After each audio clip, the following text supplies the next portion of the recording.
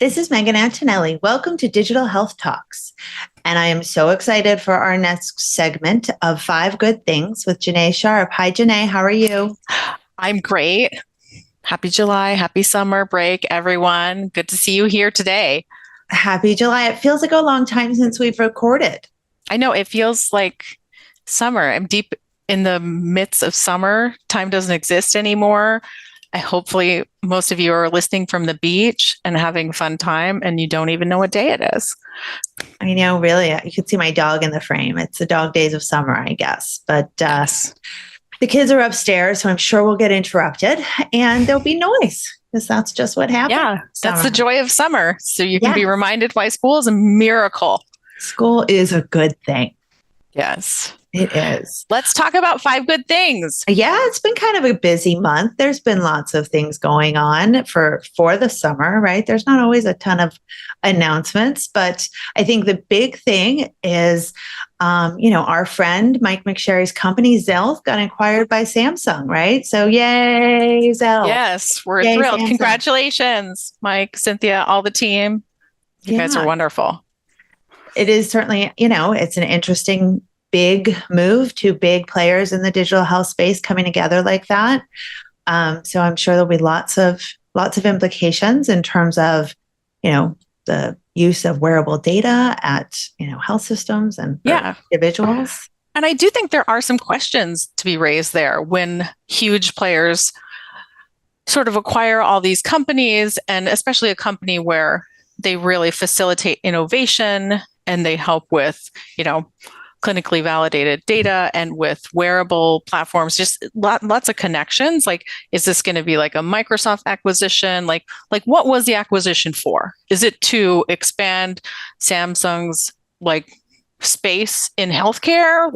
I would love to know more about what the agenda is there, if they're doing it as a competitive play, if they're, stepping into the EHR market more.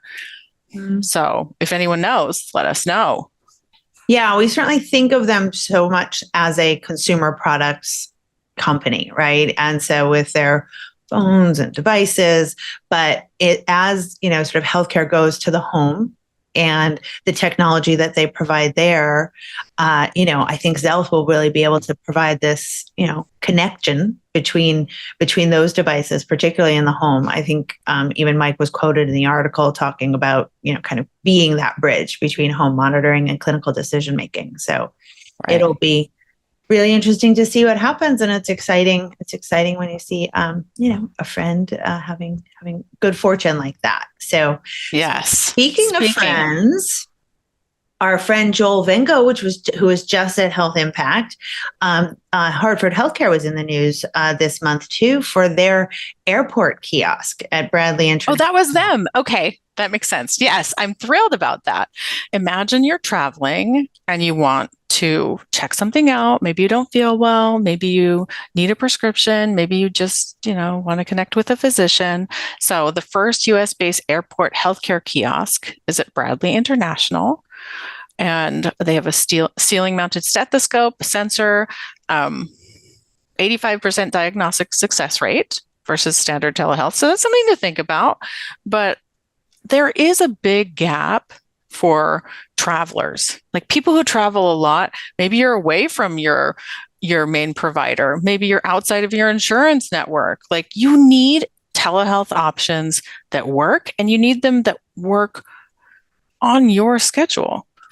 For sure. And if you're delayed at Bradley waiting for, I don't know, your Frontier flight to come, Seabreeze. There's First of all, if you're delayed, our thoughts and prayers are with you. But there's Secondly, lots of time. And why not? I always love taking advantage of the nail salons and massage places and all of that at the airline. Why not get a checkup? And it I just figured out I can go to the lounge. I just go to the lounge now. Oh, well, aren't you fancy? I don't know if I'm that fancy, but I do love a lounge. But it is, so I think it's a partnership. So it's a Hartford Healthcare kiosk branded, Hartford Healthcare, but the care station is partnered, I think, and powered by a company called OnMed, which is based there in White Plains, New York.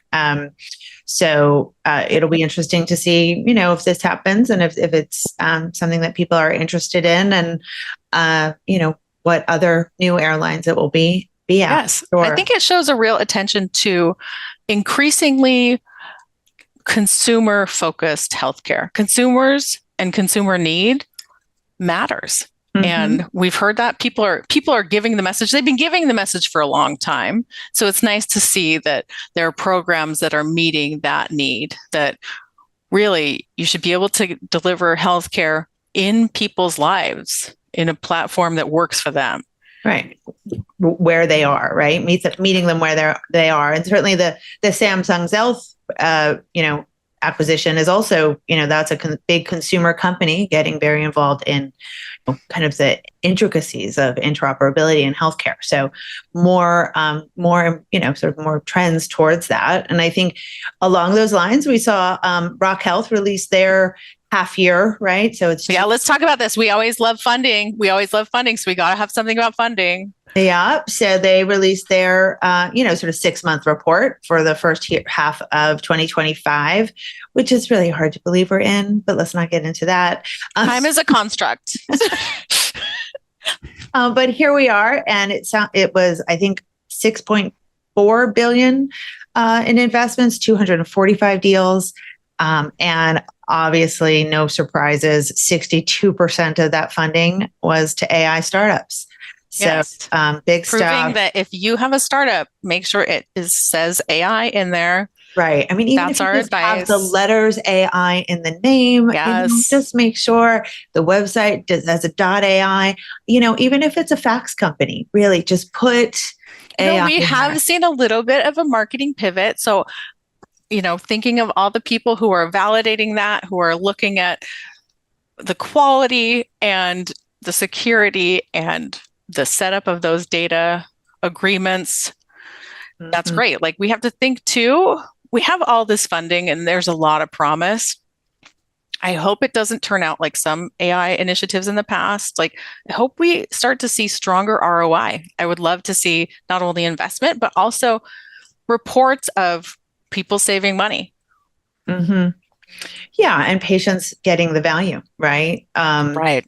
And physicians in their, workflow and operations, It is, it's an interesting time, and the technology is coming so fast and we're all using it. Just this month on Health Impact Live, talking to, from Tom Lowry to Lauren Pettit. All of these folks that we've talked to. In addition, I had, just heard from Danielle Wiley and her, she works mostly out of healthcare doing influencer marketing, but it's so, there's so much of that that's being impacted by all of this. And, we're watching it unfold, unless we're watching Love Island, in which case that's what we're watching. Maybe we should set up a meetup for that, the Health Tech Love Island talking group. Let's move on, though. Let's talk a little bit about when we talk about innovation and funding. I think a group that has really stepped up in attention and in sharing their voices is nurses. Like, we saw that too at Health Impact, the forum. I love that they have more programs for innovation, like they're inviting nurses. Keck Medicine had a Nursing Innovation Award where they awarded $100,000, $10,000 per nurse from the Sims and Mann Foundation, basically encouraging innovation. And I think that's so important. Like, nurses are on the front line. They're really aware of the needs of patients, and they're really stepping up to share their leadership insights and to create what they need. Mm-hmm. Yeah, no. And I think we talk about it a lot in terms of how hard that job is, right? And it was so fun at Health Impact last month to be able to give an award to our friend Kathleen McGraw, who's the chief nursing officer at Microsoft. And I feel like she just embodies exactly, when you think of nurses in this, in this country and the role that they play, and where she pushes on innovation, but also, patient care and just keeping all of that in mind. And she does it so well. So we were so excited to give her the Changemaker Award this year. So, but yes, recognizing them, elevating the discussion. Tom Lowry and I actually had a great conversation around, AI and that impact and the use and on nursing, on the practice of nursing and where that's going to go in the future. So it's an exciting area to think about. And certainly as we're planning for our programming for the rest of 2025 and 2026, it's top of mind. We have some exciting news. It's sort of pre-breaking. We haven't quite released it on the wires yet, but we are partnering with Emerge Americas, and we are going to be helping them produce the healthcare vertical for their 20,000 person trade show in Miami. So that will be a very exciting effort for us. And as we think about all of these areas that are, really impacting digital health, because their focus has always been, and continues to be around the investor side and the startups, but they want to and plan to, kind of do a little bit more of what HealthIMPACT does, which is bring together the health systems and the payers and the pharma companies that are, looking to those startups to bring that innovation. So it'll be really fun for us to be able to kind of on that size of a platform, bring some of the leaders that we work with every day. So we're excited about that. And we'll certainly have a focus on nurses and what I love that it's upcoming. We're going to be involved. Everyone's going to want to hear about it. We'll have to make a real official announcement soon. Mm-hmm.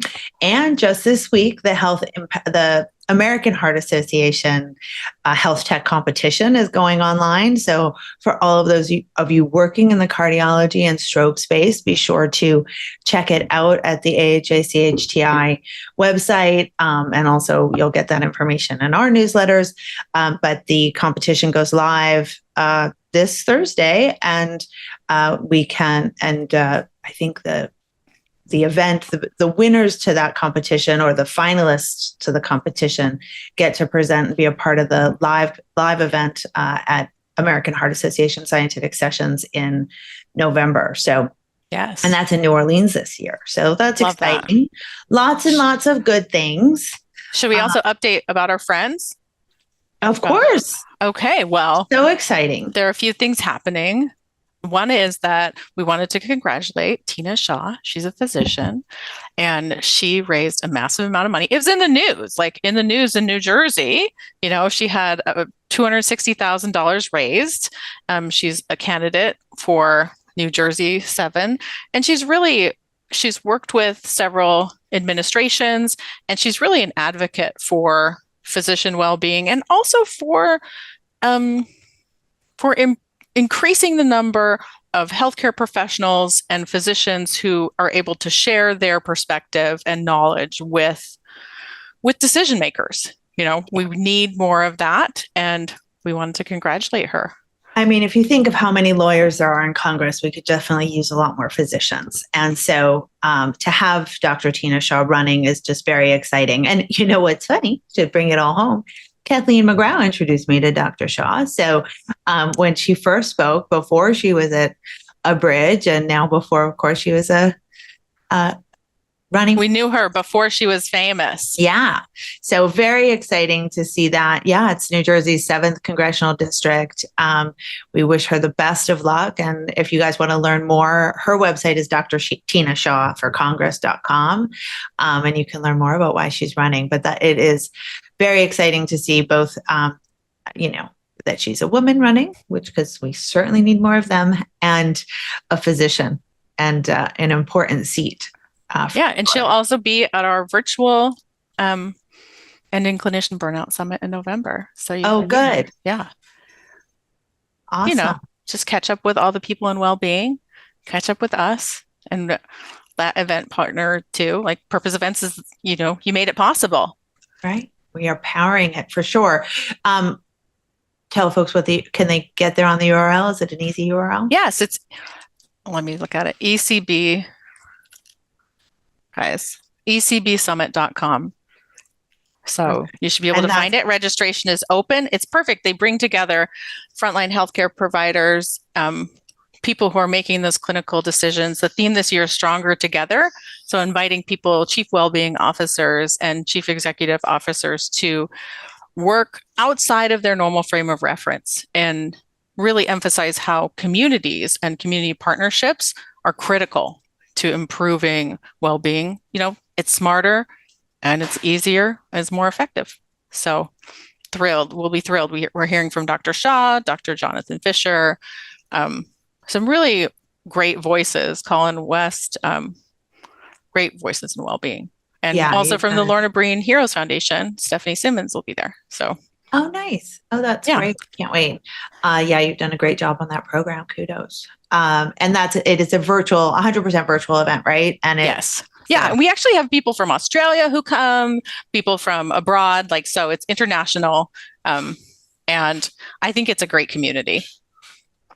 Awesome. Well, that's so many more than 5 good things. Yes. And I can't believe I forgot to mention, but we actually moved our measuring the impact of AI in healthcare virtual event to September 8th. So we are excited to have that coming. So please, check out our website. If you just go to healthimpactlive.com, all of the events we've talked about today are there, and you can check them out and get registered. But another free virtual event, right at that